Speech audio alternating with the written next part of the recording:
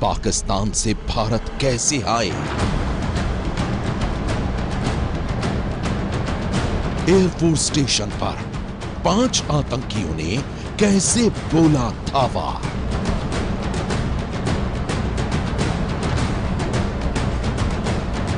आतंकियों का क्या था सीक्रेट प्लान,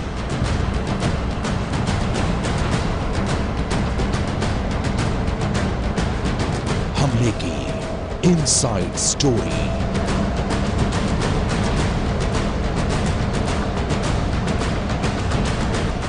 पंजाब में एक बार फिर हुआ है आतंकी हमला।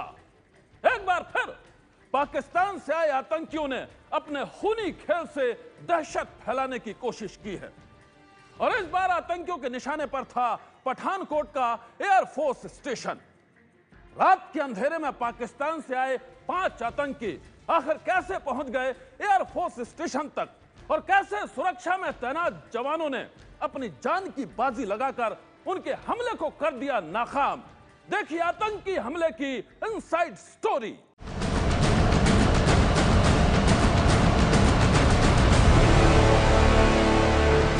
दिल्ली से करीब 450 किलोमीटर दूर पठानकोट का ये वही एयरफोर्स स्टेशन है जहां तड़के करीब 3:15 बजे आतंकियों ने बोला खौफनाक हमला। मौत बनकर आए वो आतंकी पाकिस्तान से आए थे और फिर एयरफोर्स स्टेशन के अंदर दाखिल होते ही उन्होंने गोलीबारी शुरू कर दी।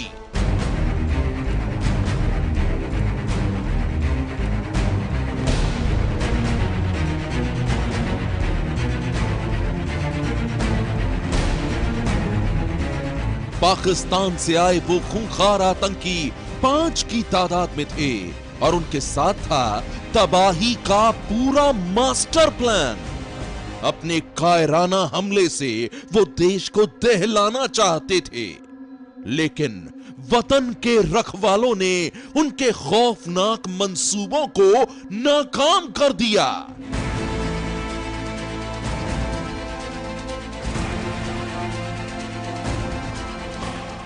जान की बाजी लगाकर सुरक्षा कर्मियों ने 5 आतंकियों को मार गिराया और अब उनके मारे जाने के बाद आतंकी हमले की पूरी साजिश का भी खुलासा हो गया है। कौन थे वो आतंकी और वो कैसे पाकिस्तान से पठानकोट तक पहुंचे, कैसे उन आतंकियों ने हमले का प्लान किया और कैसे रात के अंधेरे में उन्होंने पठानकोट के एयरफोर्स स्टेशन पर कायराना हमला बोला। देखिए एक खौफनाक आतंकी वारदात की ये इनसाइड स्टोरी।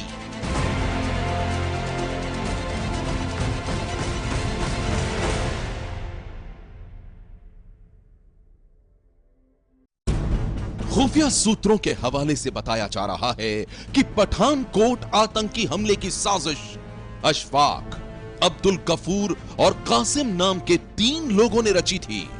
ये पाकिस्तान में रहमानिया नाम का ट्रस्ट चलाते हैं।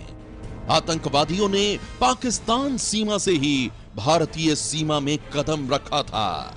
पंजाब के साथ लगते भारत और पाकिस्तान के बॉर्डर के बीच ये रावी नदी आतंकवादियों की बड़ी मददगार साबित होती है, क्योंकि रावी नदी के पानी का घुमाव कुछ ऐसा है कि वो पहले पाकिस्तान की तरफ जाता है पंजाब से आकर और फिर भारत में आकर फिर दोबारा पाकिस्तान की तरफ चला जाता है। ऐसे में आतंकियों को जब नदी में पानी ज्यादा होता है या फिर सर्दी या बरसात का मौसम होता है तो रावी नदी को पार करके भारत पहुंचना आसान रहता है और ये समस्या फिरोजपुर से लेकर जम्मू तक हर जगह रहती है, क्योंकि जितनी चौकसी जमीन पर रखी जा सकती है पानी में उतनी चौकसी नहीं रखी जाती है। बेशक बीएसएफ लाख कोशिश करती है, बावजूद उसके रावी नदी गाहे बगाहे आतंकवादियों के घुसपैठ का रास्ता बनती ही रही है। सभी आतंकवादी आर्मी की यूनिफॉर्म पहने हुए थे और उन्होंने घुसपैठ से लेकर एयरबेस पर हमले तक पूरे 24 घंटे का सफर तय किया। उनके पास लाइट मशीन गन थी और उन्होंने सबसे पहले पुलिस की इनोवा गाड़ी छीनी जो पठानकोट के करीब कोलिया गांव में आकर पंचर हो गई।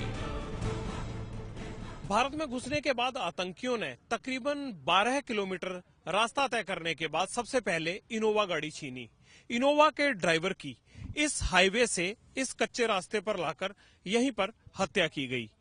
ये वो मौका है जहां पर उस गाड़ी को माना जा रहा है कि इनोवा गाड़ी इस पेड़ से टकरा गई आतंकवादियों से, और उसके टकराने की वजह से उसमें जो नुकसान हुआ, उन्हें लगा कि इतनी टूटी हुई गाड़ी के साथ पठानकोट नहीं पहुंचा जा सकता। ये देख सकते हैं आपकी अभी भी ये इनोवा गाड़ी के नंबर प्लेट का आगे का 0 है जो गिरा हुआ है।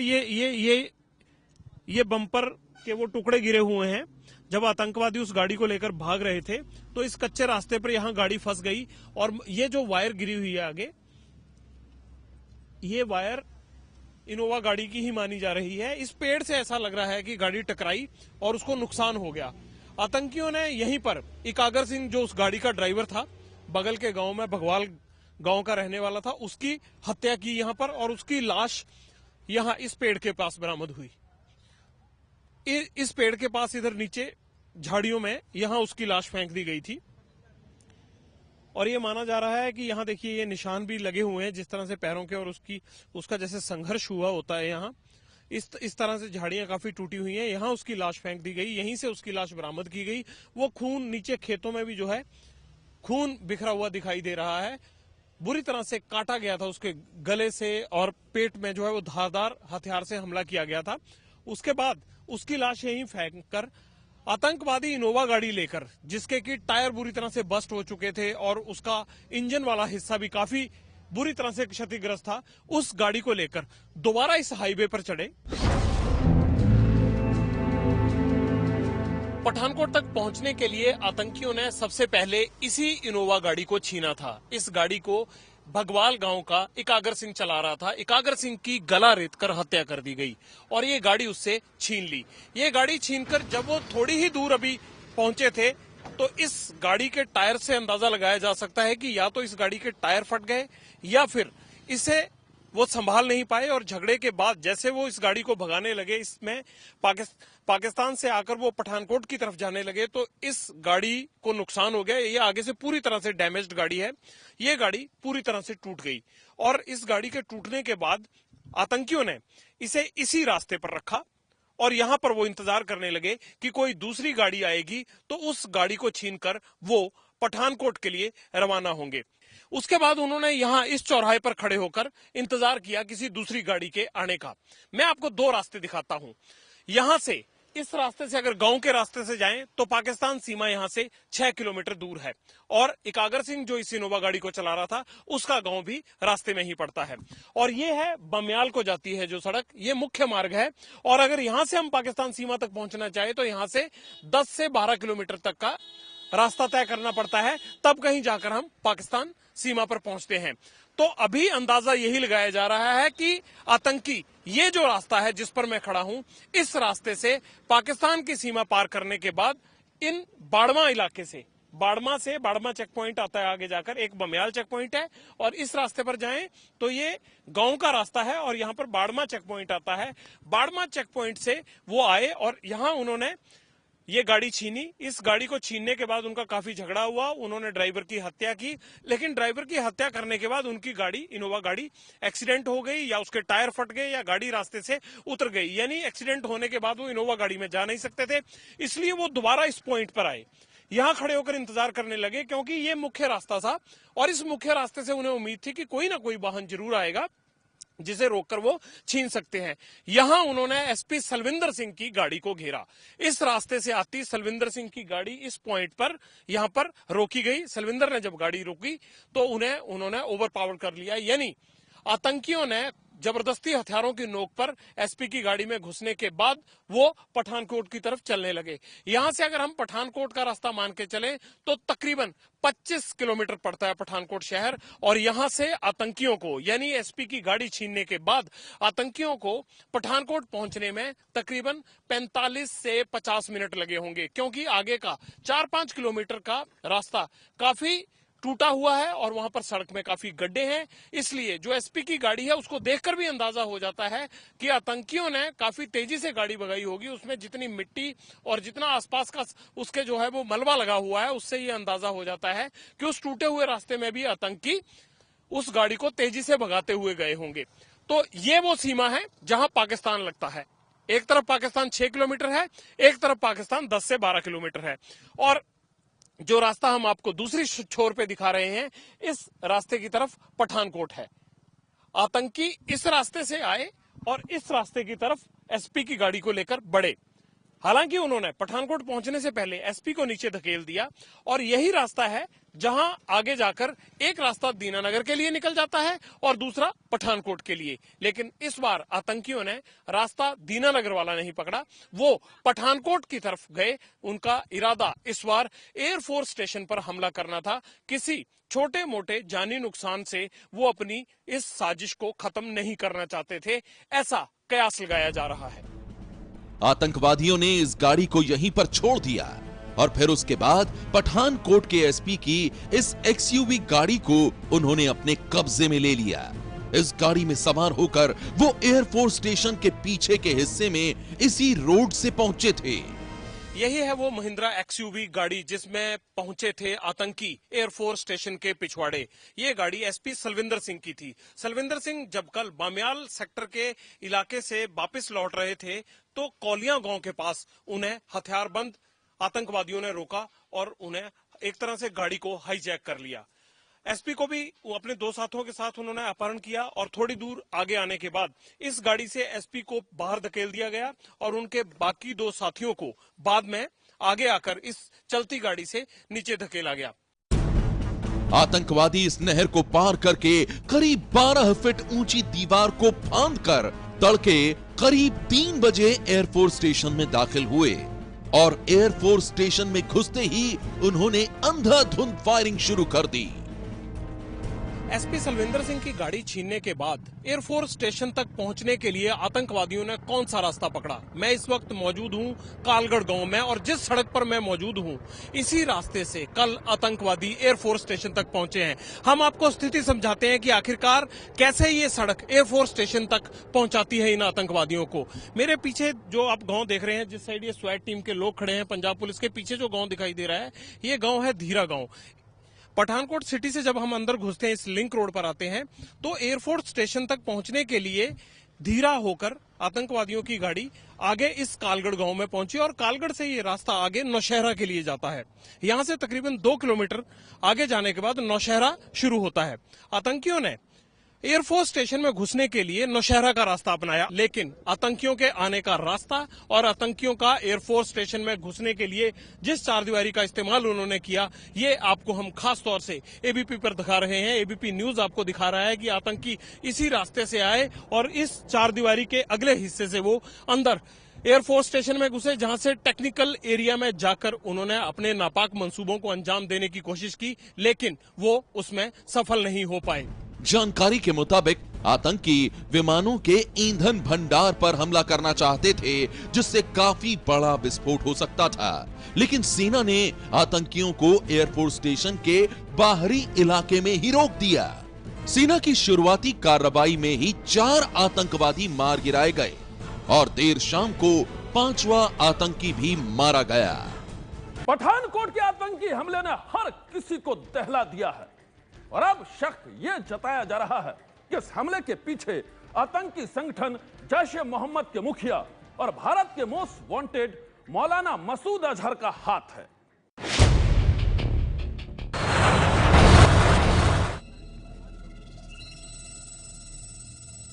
It's a hijack! एकदम चल! आज से करीब 16 साल पहले 24 दिसंबर 1999 को ठीक इसी तरह मौलाना मसूद अजहर को आतंकियों ने भारत की गिरफ्त से छुड़ा लिया था। कांधार कांड याद होगा आपको, जिसने भारत को सबसे बड़ा जख्म दिया था। पाकिस्तान के 5 आतंकियों ने काठमांडू से दिल्ली आ रहे इंडियन एयरलाइंस के विमान IC-814 को अगवा किया था और फिर उसे अफगानिस्तान से कांधार लेकर चले गए थे।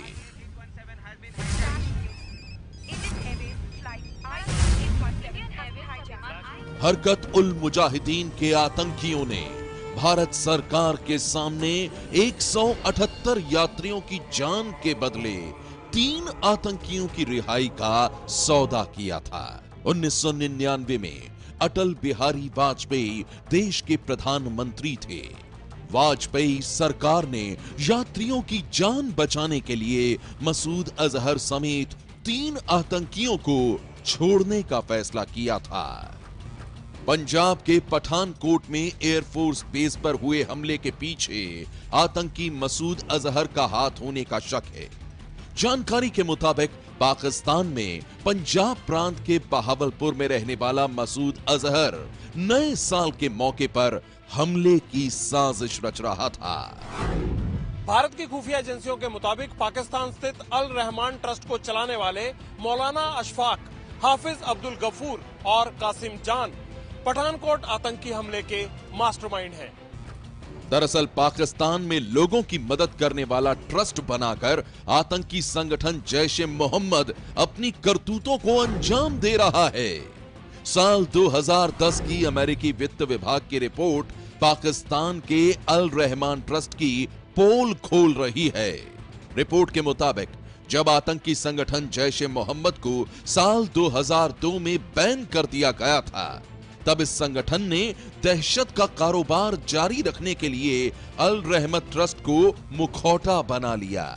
अल रहमत ट्रस्ट अफगानिस्तान और पाकिस्तान में आतंकी गतिविधियों के लिए पैसा और सामान जैसी तमाम जरूरतों को पूरा करने का काम करता है। इतना ही नहीं, 2009 में तो इस ट्रस्ट ने आतंकी गतिविधियों के लिए छात्रों को भर्ती करने का काम भी किया था। अल रहमान ट्रस्ट जैश ए मोहम्मद के लिए आतंकियों को ट्रेनिंग देने के साथ साथ फंड्स इकट्ठा करने का काम भी करता है। रिपोर्ट के मुताबिक पाकिस्तान के लाहौर से लेकर रावलपिंडी तक और कराची से लेकर मुजफ्फराबाद तक हर कोने में जैश के आतंक का ये ट्रस्ट काम कर रहा है। पठानकोट हमले में पाकिस्तान का हाथ होने के और भी कई सबूत हाथ लगे हैं।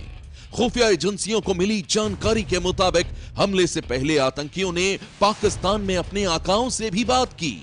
देर रात 12:35 से लेकर रात 1:40 तक 4 बार पाकिस्तान से फोन पर बात हुई। गृह मंत्री राजनाथ सिंह ने भी हमले के पीछे जैश के होने से इनकार नहीं किया। कहा जा रहा है कि जैश ए मोहम्मद के आतंकी हैं पाकिस्तान से, तो साफ जाहिर है कि पाकिस्तान का सीधा हाथ इस हमले में दिख रहा है। अब जैश ए मोहम्मद के आतंकवादी हो सकते हैं, इस पॉसिबिलिटी को हम रूल आउट नहीं कर सकते। देखिए, जैश ए मोहम्मद, लश्कर ए तौयबा, बाकी काफ़ी जो है इनके ये पाकिस्तान के आर्मी ISI के फुट सोल्जर्स हैं। UN, ऑस्ट्रेलिया, कनाडा और भारत समेत कई देशों में मसूद अजहर के संगठन पर बैन है। फिर भी मसूद अजहर पाकिस्तान में खुलेआम रैलियों में जहर उगलता है। मसूद अजहर को भारतीय विमान के अपहरण के लिए भी कोई सजा नहीं मिली और अब भारत पर ताजा हमले के बाद एक बार फिर आतंकी मसूद अजहर का नाम गूंजने की करतूत सामने आ रही है। पंजाब के पठानकोट में हुए आतंकी हमले के बाद पाकिस्तान एक बार फिर सवालों के घेरे में है। हमले के बाद जो सबूत मिले हैं उससे यह साफ हो गया है कि इसकी साजिश पाकिस्तान में ही रची गई थी। ऐसे में अब सवाल यही है कि आखिर पाकिस्तान कब तक उन आतंकियों को अपने यहां पनाह देता रहेगा जो भारत के ही नहीं बल्कि इंसानियत के भी सबसे बड़े दुश्मन हैं। सनसनी में आज बस इतना ही। आप रहिएगा होशियार। सन्नाटे को चीरती सनसनी कल फिर देगी दस्तक आपकी दहलीज पर। सनसनी